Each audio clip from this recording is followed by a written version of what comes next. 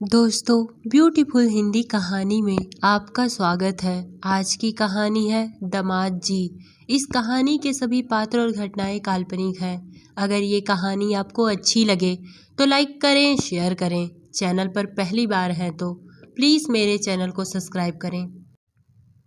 सुरभि जल्दी से अपने घर का काम निपटा ऑफिस जाने की तैयारी कर रही थी।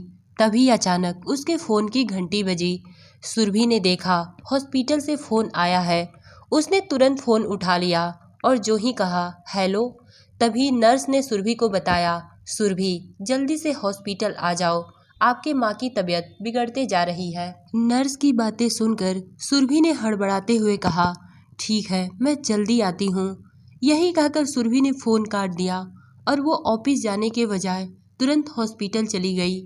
हॉस्पिटल जाने के बाद डॉक्टर ने सुरभि को बताया कि तुम्हारे माँ की हालत दिन प्रतिदिन बिगड़ते जा रही है।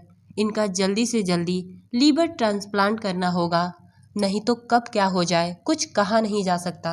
सुरभि ने डॉक्टर से कहा, नहीं सर, ऐसा मत कहिए, मैं पूरी कोशिश कर रही हूँ पैसा जुटाने की। आखिर मेरी माँ के सिवा मेरा कौन है ही। तभी डॉक्टर ने कहा, सुरभि कोशिश करने से कुछ नहीं होगा। मैं तुम्हें 24 घंटे का वक्त दे रहा हूँ। इस 24 घंटे में तुमको 10 लाख जमा करना होगा, नहीं तो तुम अपने माँ को अपने घर ले जा सकती हो। हम इन्हें रखकर यहाँ करेंगे क्या? सुरभि ने कहा, जी सर, मैं देखती हूँ। यही कहकर सुरभि तुरंत हॉस्पिटल से अपने ऑफिस पहुँची। सुरभि एक होटल में मैनेजर के पोस्ट पर काम करती थी। सुरभि होटल पहुँची तो उस होटल के मालिक का इंतजार करने लगी। जो उस होटल के मालिक थे वो बहुत बड़े बिजनेसमैन थे। उनका 3 स्टार होटल के अलावा और भी कई कारोबार थे, इसलिए वो होटल का दिन में एक बार चक्कर लगा जाते और 10 से 15 मिनट तक ऑफिस में बैठते और फिर चले जाते। सुरभि उन्हीं के आने का इंतजार कर रही थी कि शायद उनसे कुछ मदद मिल जाए। कुछ देर इंतजार करने के बाद उस होटल के मालिक यानी बृजमोहन शर्मा आए। उनको देखते ही सुरभि के चेहरे पर एक उम्मीद की किरण जगी कि शायद सर मेरी मदद जरूर कर देंगे। इनके लिए 10 लाख से 12 लाख रुपए क्या हैं। बृजमोहन सर के आने के 5 मिनट बाद सुरभि उनके ऑफिस में गई और कहा, मैं कम इन सर? बृजमोहन सर ने कहा, कम इन। सुरभि को देखते ही उन्होंने कहा, क्या बात है सुरभि, आज तुम्हारे चेहरे का रंग उतरा हुआ है? सुरभि ने रोते हुए कहा, जी सर, मैं बहुत परेशान हूँ, मुझे आपके मदद की ज़रूरत है। बृजमोहन ने कहा, मदद? कैसी मदद? सुरभि ने कहा, सर मुझे 10 लाख रुपए की सख्त ज़रूरत है। प्लीज़ आप पैसे दे दें और हर महीने मेरी तनख्वाह में से काट लीजिएगा। बृजमोहन सर ने कहा, 10 लाख की ज़रूरत? ऐसी क्या आफत आ गई तुम पर? सुरभि ने कहा, सर मेरी माँ हॉस्पिटल में एडमिट है और उनका लीवर ट्रांसप्लांट होने वाला है, जिसमें 10 लाख लगेगा। बृजमोहन ने कहा, पर यह तो बहुत ज़्यादा रकम है। सुरभि ने कहा, सर चाहे कितना भी हो, पर मैं बोल तो रही हूँ, आप मेरे तनख्वाह से हर महीने काट लीजिएगा। बृजमोहन ने कहा, नहीं सुरभि, हम इतना पैसा किसी को वैसे नहीं दे सकते। इतनी बड़ी रकम के लिए लोग कुछ न कुछ गिरवी रखते हैं, या तो ज़मीन या तो घर। सुरभि ने कहा, सर ना तो मेरे पास ज़मीन है और ना ही खुद का घर। मैं तो जिस घर में रहती हूँ वो घर भी किराए का है। बहुत कुछ सोचने के बाद बृजमोहन ने सुरभि से कहा, पर एक चीज़ तो तुम्हारे पास बहुत कीमती है। सुरभि ने जल्दी से कहा, क्या सर? बृजमोहन ने कहा, क्या तुम वो चीज़ मुझे दे सकती हो? सुरभि ने हड़बड़ी में कहा, सर मैं अपनी माँ के लिए कुछ भी दे सकती हूँ, पहले आप नाम तो बताइए। बृजमोहन ने कहा, सुरभि तुम ही वो कीमती चीज़ हो जिसे मैं हासिल करना चाहता हूँ। सुरभि ने चौंक कर बोला, क्या सर, आप ये क्या बोल रहे हैं? बृजमोहन ने कहा, जो तुम सुन रही हो वही मैं बोल रहा हूँ। सुरभि ने कहा, नहीं सर, आप ऐसा सोच भी कैसे सकते हैं, मैं आपकी बेटी के समान हूँ। बृजमोहन ने कहा, पर बेटी तो नहीं न हो, पर मैं तुम्हें वैसे हासिल नहीं करना चाहता, मैं तुमसे शादी करना चाहता हूँ।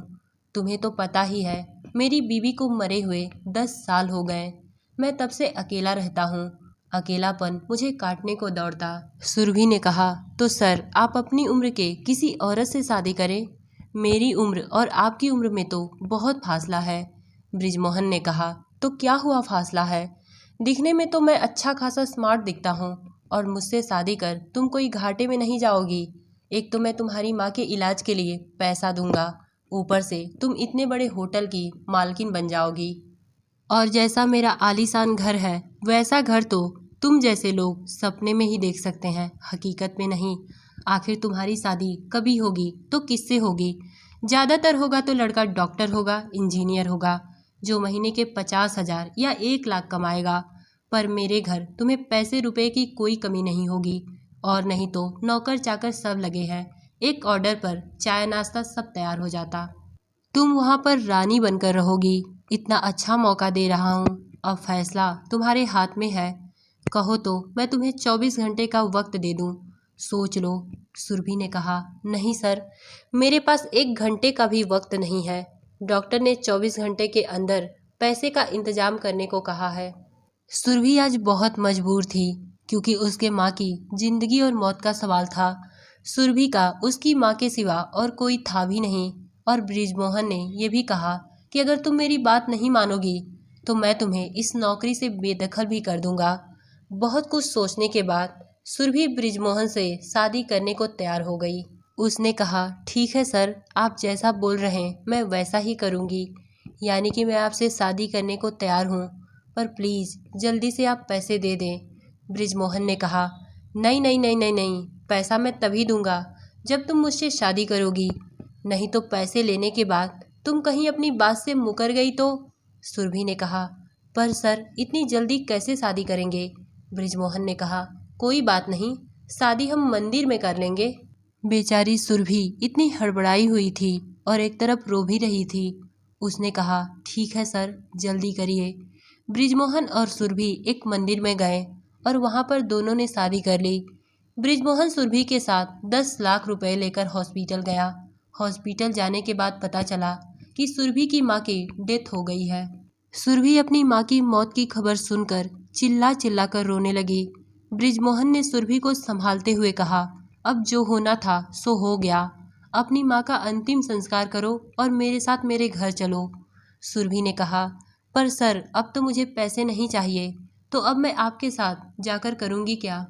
बृजमोहन ने गुस्से में कहा, क्या सर सर लगा रखा है? मैं तुम्हारा पति हूँ और तुमने मेरे साथ शादी किया है, कोई मजाक नहीं। अब मैं तुम्हारा पति हूँ, तुम मेरे साथ नहीं जाओगी तो आखिर कहाँ जाओगी? ये सब सुनकर सुरभि बहुत रो रही थी। उसने कुछ दिन अपने घर पर रहकर अपनी माँ का अंतिम संस्कार किया और मजबूरन ना चाहते हुए भी उसे बृजमोहन के घर जाना पड़ा।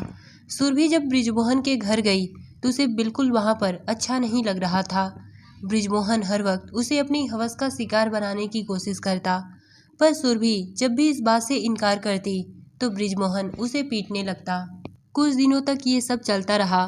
तभी कुछ दिन बाद बृजमोहन की एक बेटी थी जो फॉरेन से घूमकर 2 महीनों की छुट्टियों के बाद घर आई।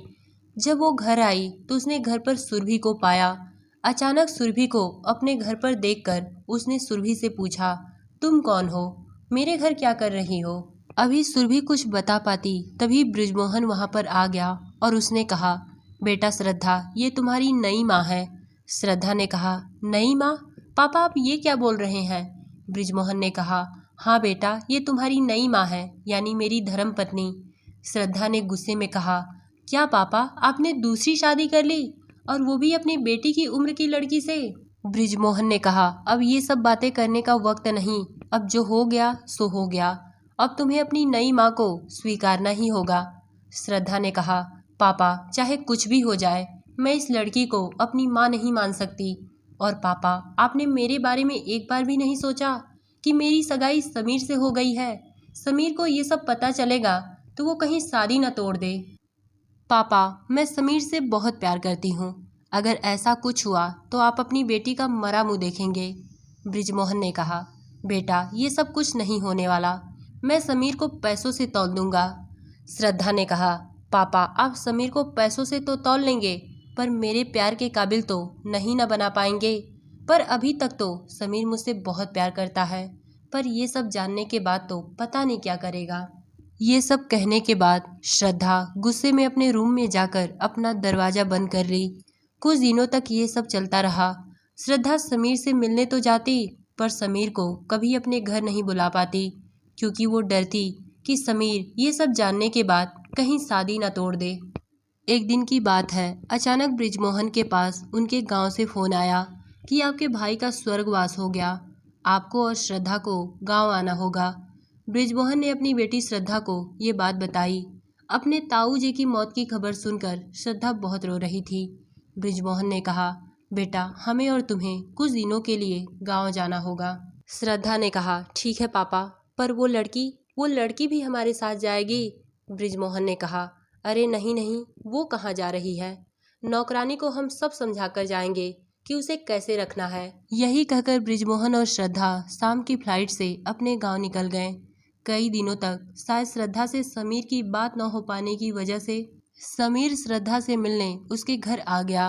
पर जब वो घर आया तो उसे घर पर ना तो श्रद्धा मिली और ना ही उसके पिता बृजमोहन। उसने घर के नौकर से उन दोनों के बारे में पूछते हुए कहा, श्रद्धा का फोन मैं कई दिनों से ट्राई कर रहा हूँ, पर पता नहीं क्यों उसका फोन नहीं लग रहा, तो मैं डर गया कि आखिर क्या बात है, इसलिए मिलने चला आया। नौकरानी ने बताया, साहब जी, श्रद्धा मैम और बृजमोहन सर अपने गांव गए हैं। अचानक उनके भाई का डेथ हो गया, इसलिए शायद आपको हड़बड़ी में बता न पाए। अभी समीर नौकरानी से यही सब बात कर रहा था, तभी उसको घर के अंदर से किसी के कराहने की आवाज़ आई। उसने नौकरानी से पूछा, घर के अंदर कौन है? नौकरानी ने कहा, अरे साहब जी, कोई नहीं है, वैसे ही टीवी चल रही है। समीर ने कहा, नहीं, तुम झूठ बोल रही हो, ये टीवी की आवाज़ नहीं, शायद कोई घर के अंदर दर्द की पीड़ा से रो रहा। समीर यही सब कहते कहते घर के अंदर पहुंच गया। उसने देखा एक रूम से आवाज़ आ रही थी। वो तुरंत उस रूम के पास गया और दरवाज़ा खोला तो देखा एक लड़की को ढेर सारी चोटें लगी थी और वो दर्द की पीड़ा की वजह से रो रही थी। समीर ने उस लड़की से पूछा, आप कौन हो और आपकी ये हालत किसने की? सुरभि ने कहा, जाने दीजिए साहब, आप ये सब जानकर करेंगे क्या? समीर ने कहा, नहीं, मुझे जानना है, आप बताओ, आखिर आपके साथ जानवरों जैसा बर्ताव किसने किया? और चलो मैं आपको डॉक्टर के पास लेकर चलता हूँ। सुरभि ने कहा, नहीं, मैं कहीं जाने वाली नहीं, अगर उन लोगों को पता चलेगा तो वो लोग फिर मुझे पीटने लगेंगे। समीर ने कहा, किसको पता चलेगा, कौन ऐसा हैवान है? अच्छा ठीक है, ये सब बातें बाद में, पहले आप हॉस्पिटल चलें। समीर उस लड़की यानी सुरभि को अपने गाड़ी में बिठा हॉस्पिटल ले जाने लगा। तभी नौकरानी ने समीर को रोकते हुए कहा, अरे साहब जी, ये क्या कर रहे हैं? श्रद्धा मैम और सर को जब ये बात पता चलेगी तो हम दोनों को जिंदा नहीं छोड़ेंगे। समीर ने कहा, क्यों नहीं जिंदा छोड़ेंगे, इनकी हालत तो देखो, पता नहीं किसने इनके साथ इतना बुरा बर्ताव किया है। यही कहकर समीर उस लड़की यानी सुरभि को हॉस्पिटल लेकर चला गया। सुरभि का ट्रीटमेंट होने के बाद समीर ने सुरभि से पूछा, अब बताइए कि आपके साथ ऐसा बुरा बर्ताव किसने किया और आप श्रद्धा के घर कैसे आईं? सुरभि ने रोते रोते कहा, साहब जी, मैं बृजमोहन सर की दूसरी पत्नी हूँ। समीर ने चौंकते हुए बोला, क्या, श्रद्धा के पापा ने आपसे शादी की है? पर श्रद्धा ने तो आपके बारे में कभी जिक्र नहीं किया। सुरभि ने कहा, कैसे बताती, उन्होंने शायद इसलिए नहीं बताया कि कहीं आप ये सब जानने के बाद उनसे शादी न तोड़ लें। समीर ने सुरभि से पूछा, तो आप लोगों की शादी कैसे हुई? आपकी उम्र में और बृजमोहन सर की उम्र में तो जमीन आसमान का फर्क है। सुरभि ने कहा, हाँ, बृजमोहन सर ने मेरी मजबूरी का फ़ायदा उठाते हुए मुझसे शादी की। फिर सुरभि ने रो रो कर वो सारी बातें बताई जिस मजबूरी का फ़ायदा उठाते हुए बृजमोहन ने सुरभि से शादी किया था। समीर बृजमोहन की इतनी घटिया बातें जानकर एकदम चौंक गया और उसने कहा, श्रद्धा के पापा इतने गिरे हुए इंसान हो सकते हैं, मैंने सपने में भी नहीं सोचा था। समीर ने सुरभि से उसका नाम पूछा। सुरभि ने अपना नाम बताया। समीर ने सुरभि से कहा, सुरभि जी, आप चिंता मत करें, अब आपको ये जिल्लत भरी जिंदगी नहीं जीनी पड़ेगी। सुरभि ने कहा, पर कैसे, मेरा तो इस दुनिया में कोई है भी नहीं और ऊपर से बृजमोहन ने मुझसे शादी कर मेरी जिंदगी पर मानो अधिकार जमा लिया है। समीर ने कहा, सुरभि जी, मैं आपसे शादी करना चाहता हूँ और इस नर्क भरी जिंदगी से मैं आपको बाहर निकालना चाहता। सुरभि ने कहा, अरे नहीं नहीं साहब, मैं आपसे शादी कैसे कर सकती हूँ, आपकी शादी तो श्रद्धा से तय है ना, और आपकी और उनकी सगाई भी हो गई है, तो रिश्ते में तो आप मेरे दामाद लगेंगे। समीर ने कहा, सुरभि जी, आपकी शादी कोई जायज़ शादी नहीं हुई है। बृजमोहन ने आपसे ज़बरदस्ती शादी की है। और रही बात श्रद्धा की, तो श्रद्धा के बाप के पास तो बहुत पैसे हैं, उसे कई लड़के मिल जाएंगे। और वैसे भी ये सब जानने के बाद मैं श्रद्धा से शादी नहीं कर सकता, क्योंकि ऐसे घटिया सोच रखने वाले लोगों के घर से मेरे घर वाले भी रिश्ता नहीं जोड़ना चाहेंगे। यही कहकर अगले दिन समीर और सुरभि ने एक मंदिर में शादी कर ली। मंदिर में शादी करना उनकी मजबूरी थी, क्योंकि कहीं अगर श्रद्धा आ गई तो हंगामा कर देती। सुहाग रात के वक्त सुरभि बहुत रो रही थी। समीर ने सुरभि को चुप कराते हुए कहा, सुरभि, तुम्हारे साथ जो हुआ वो एक सपने की तरह भूल जाओ। यही कहकर समीर और सुरभि एक दूजे में खो गए। तो दोस्तों, ये कहानी आपको कैसी लगी कमेंट्स में बताइएगा। धन्यवाद।